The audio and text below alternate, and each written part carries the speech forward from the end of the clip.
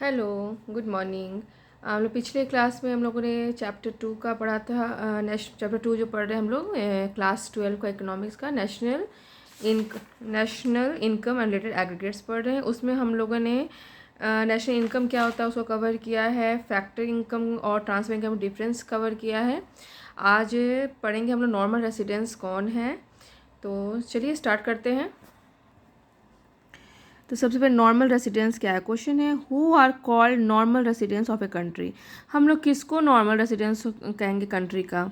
तो उसका दो आपको आंसर होगा normal residence of a country are. किसको कहिएगा आप normal residence of a country? क्या आप उसको भी कहिएगा जो भारत में रहते हैं, या फिर जो लोग फॉरेन से आके रहते हैं वो भी नॉर्मल रेसिडेंस होंगे? कौन होंगे? तो उसका दो फैक्टर है, दो मेन ये है जो आप वो डिसाइड करेगा कि ये रेसिडेंस हम लोग के कंट्री का है या नहीं है। तो फर्स्ट पॉइंट है who ordinarily resides in a country for 1 year और मोर। पहला पॉइंट है आपका कि नॉर्मल रेसिडेंस कौन होगा, वही वो व्यक्ति, वो इंसान जो हमारे कंट्री में 1 या 1 साल से ज़्यादा रह रहता है। ठीक है, जो मान लीजिए कि जैसे कि मैं हूँ या आप लोग हैं, तो आप लोग क्या यहाँ पे 1 साल या 1 साल से ज़्यादा अगर इस कंट्री में, भारत में रह रहे हैं, इंडिया में रह रहे हैं, तो आप नॉर्मल रेसिडेंस होंगे कंट्री के। ठीक है, सेकंड पॉइंट है whose economic interest lies in that country. इसका क्या मतलब हुआ? इसका मतलब ये हुआ कि आपका ऐसा नहीं कि आप यहाँ रह रहे हैं और आप दूसरे देश का, यहाँ दूसरे देश का आप यहाँ पे रिप्रेजेंट कर रहे हैं, दूसरे देश का यहाँ पे आप इन्वेस्टमेंट कर रहे हैं। नहीं, आप यहाँ रह रहे हैं, भले ही आप यहाँ रह रहे हैं और आपका जो इकोनॉमिक इंटरेस्ट है इसी कंट्री के लिए है। आप इसी इंडिया के लिए ही काम कर रहे हैं, भारत के लिए ही काम कर रहे हैं। अगर आप यहाँ से, यहाँ के अगर आप नागरिक हैं, आप इंडिया के हैं और आप अगर यूएस में रह रहे हैं और वहाँ पे आप परमानेंट, आपको एनआर मिला हुआ है, मतलब पीआर मिला हुआ है, तो आप मतलब परमानेंट रेसिडेंस वहाँ के हैं और वहाँ के लिए आप काम करें, वहाँ पे आप इन्वेस्टमेंट करें, वहाँ पे आप कंजम्पशन कर रहे हैं, तो आप इंडिया के रेसिडेंस नहीं होंगे। अगर कोई फॉरेनर, कोई यूएस का व्यक्ति यहाँ हमारे इंडिया में रह रहा है और इंडिया का खा रहा है, इंडिया में इन्वेस्ट कर रहा है, इंडिया में कंजम्पशन कर रहा है और इंडिया में अपना सर्विस दे रहा है, तो वो आपको ये इंडिया का वो आपको रेसिडेंस कहलाएगा, आपको इंडिया का उसको नागरिकता मिलेगी। लेकिन वही अगर आप भारत देश के हैं या दूसरे देश के हैं, यहाँ टेम्प्रेरी बेसिस पे आ रहे हैं, कुछ अपना रिप्रेजेंट करने यहाँ आ रहे हैं, अपना देश के बारे में बताने आ रहे हैं, चाहे आप 1 साल के लिए भी यहाँ क्यों नहीं रहते हो, तो आप नॉर्मल रेसिडेंस नहीं कहलाइएगा। नॉर्मल रेसिडेंट कहलाने के लिए दो फैक्टर है, दो पॉइंट है। एक पहले मैंने बताया कि जो इंडिया में, जो भारत में 1 साल या 1 साल से ज़्यादा रहता है। ठीक है, सेकंड हुआ whose economic interest lies in that country. उसका इकोनॉमिक इंटरेस्ट भी उसी कंट्री के लिए होना चाहिए। आप इन्वेस्टमेंट इसी कंट्री के कर रहे हैं, आप कंजम्पशन इसी कंट्री के लिए कर रहे हैं, आप यहाँ के बारे में, यहाँ के प्रॉफिट के लिए काम करें, यहाँ अपना सर्विस प्रोवाइड कर रहे हैं, तो ही आप नॉर्मल रेसिडेंस कहलाइएगा। ठीक है, अब इकोनॉमिक इंटरेस्ट क्या होता है, इकोनॉमिक इंटरेस्ट का क्या मतलब होता है? तो economic interest means he carry out all his economic activities such as production, consumption, investment in that country। पहले ऊपर बता चुकी थी कि इकोनॉमिक इंटरेस्ट मतलब वो देश में वो इंसान अपना इन्वेस्टमेंट कर रहा है, कंजम्पशन कर रहा है, प्रोडक्शन कर रहा है उसी देश के लिए, तो वो नॉर्मल रेसिडेंस कहलाएगा इंडिया का। तो ये इकोनॉमिक इंटरेस्ट क्या हो गया? इकोनॉमिक इंटरेस्ट वही हुआ कि जो अपना सारा इकोनॉमिक एक्टिविटी कर रहा है, जैसे प्रोडक्शन हो गया, कंजम्पशन हो गया, इन्वेस्टमेंट हो गया उसी कंट्री के लिए, तो उसको ही इकोनॉमिक इंटरेस्ट बोलते हैं। आई होप यहाँ तक आप लोगों को समझ में आया होगा। तो चलिए अब नॉर्मल रेसिडेंस का बात करते हैं।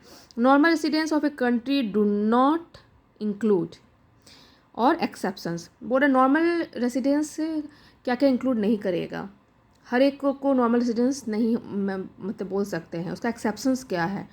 तो पहला पॉइंट है आपका foreigners who visited a country for travelling, holiday, studies, medical treatment, conference, sports etc. पहला पॉइंट है आपका क्या? फॉरेनर्स, जो वैसे फॉरेनर्स जो विदेश से आ रहे हैं, किस लिए? यहाँ घूमने के लिए आ रहे हैं, या छुट्टी मनाने आ रहे हैं, या पढ़ाई के लिए अगर आ रहे हैं तो 1 साल में तो चले नहीं जाएंगे, मानिए 2-3 साल के लिए आ रहे हैं। मेडिकल ट्रीटमेंट कराने, कोई बीमारी हो गया उसका इलाज कराने हमारे देश में आ रहे हैं, मान 1 साल रह गए, 2 साल रह गए, या कॉन्फ्रेंस करने के लिए, अपने देश के बारे में बताने के लिए यहाँ आ रहे हैं, स्पोर्ट्स खेलने के लिए यहाँ आ रहे हैं, तो वो नॉर्मल रेसिडेंट्स इंडिया के, भारत के नहीं कहलाएंगे। उसी तरीके से यहाँ से भारत के लोग अगर फॉरेन में, यूएस में जा रहे हैं और वहाँ पे पढ़ाई कर रहे हैं, छुट्टी के लिए जा रहे हैं, 1 साल 2 साल बीमारी के इलाज के लिए जा रहे हैं, तो वो उस देश के रेसिडेंस नहीं कहलाएंगे, वहाँ उनको परमानेंट रेसिडेंस नहीं मिलेगा। ठीक है, तो उसको हम लोग इंक्लूड नहीं करते हैं कि ये नॉर्मल रेसिडेंस है। क्योंकि कोई भी आ रहा है स्टडी करने के लिए 1 साल 2 साल 3 साल जो भी आप पढ़ाई कर रहा है, पढ़ाई करके यहाँ से कहाँ चला जाएगा, अपने देश को चला जाएगा, तो वो नॉर्मल रेसिडेंस नहीं कहलाएगा। मेडिकल ट्रीटमेंट के लिए आ रहा है तो इलाज कराया, बीमारी का ट्रीटमेंट कराया, उसके बाद अपना देश चला गया, तो वो भी नॉर्मल रेसिडेंस नहीं कहलाएगा। ठीक है। सेकेंड पॉइंट है foreign staff members of armed force, ambassador of foreign countries posted in our country. अब सेकंड कौन नहीं इंक्लूड होगा?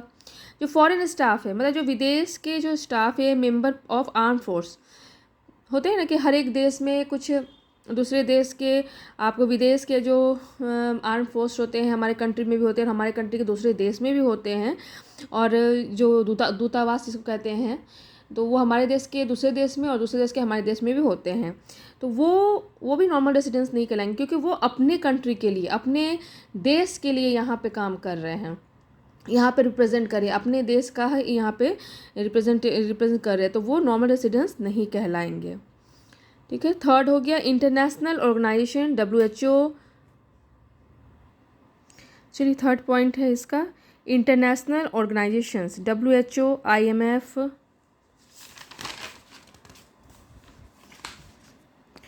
And foreigners working in these organisations. अब क्या बोल रहा है कि कौन कौन इंक्लूड नहीं होगा आपको?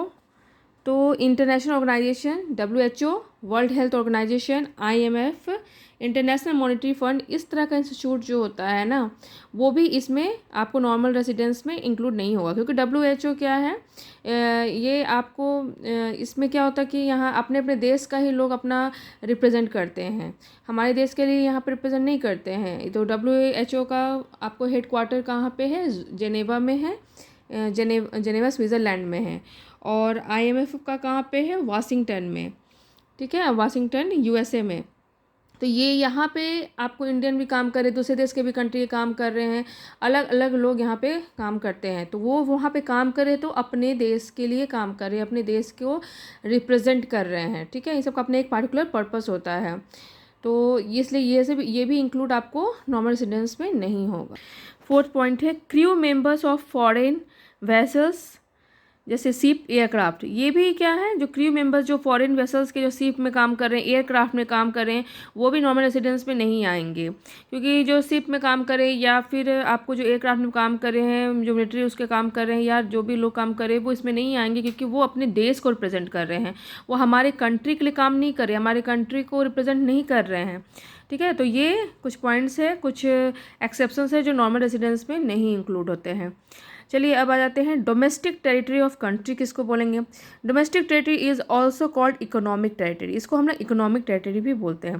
डोमेस्टिक मतलब क्या हुआ? डोमेस्टिक हो गया हमारा, जैसे हम कंट्री, अपनी कंट्री विदेश की बात करें तो हमारा जो बाउंड्री लाइन होता है, ठीक है, इसको क्या बोलेंगे? उसमें it refers to the domestic, it refers to the geographical territory administered by government within which person, goods and capital circulates freely. मतलब बोल रहा है कि ये आपको जो हम लोग का जो इंडिया का जो बाउंड्री लाइन है, जो कंट्री हमारे देश का कंट्री बाउंड्री लाइन है, उसके अंदर ही जो काम हो रहे हैं उसी को हम लोग उसको डोमेस्टिक टेरिटरी बोलेंगे। वो एक बाउंड्री लाइन है हमारे देश का। ठीक है, तो डोमेस्टिक टेरिटरी में कौन कौन इंक्लूड्स होंगे? इसमें ये भी आ जाएंगे ship and aircrafts, ship and aircraft भी इसमें इंक्लूड होंगे, जिसमें वाटर एरियाज़ आ गया। ठीक है, सेकेंड हो गया फिशिंग वैसल्स, ये इंक्लूड हो जाएंगे, जिसमें एम्फेसिस मतलब दूतावास, जो दूसरे देश के, मैंने बताया था ना, जो जैसे अगर दूसरे देश के आपको, जैसे हमारे देश के दूसरे देश में काम करे, दूसरे देश के हमारे देश में काम करे, तो वो भी डोमेस्टिक टेरिटरी के अंदर में आएंगे। थर्ड हो गया मिलिट्री, मिलिट्री भी जो दूसरे देश के हमारे देश में काम करते हैं, हमारे देश के दूसरे देश में काम करते हैं, वो भी डोमेस्टिक टेरिटरी में इंक्लूड होंगे। ठीक है, और कंसुलेट्स, दूत का जिसको कहते हैं कार्यालय, मतलब जो उसका जो ऑफिस होता है या जगह होता है वहाँ, उसको भी यही आपको डोमेस्टिक टेरिटरी के अंदर इंक्लूड होगा। चलिए अब आप लोगों को समझ में आ गया होगा डोमेस्टिक टेरिटरी ऑफ कंट्री का क्या मीनिंग होता है। और अगर कोई डाउट है, कुछ क्वेरीज़ है, तो आप मुझे कमेंट सेक्शन में पूछ सकते हैं। और अगर आपको मेरा पढ़ाना अच्छा लग रहा है या यूज़फुल है थोड़ा सा भी, तो आप इसे लाइक और सब्सक्राइब ज़रूर कर दीजिएगा। चलिए फिर मिलते हैं नेक्स्ट क्लास में, और जो बाकी जो पोर्शन बचा हुआ है इसका, उसको कंप्लीट करते हैं।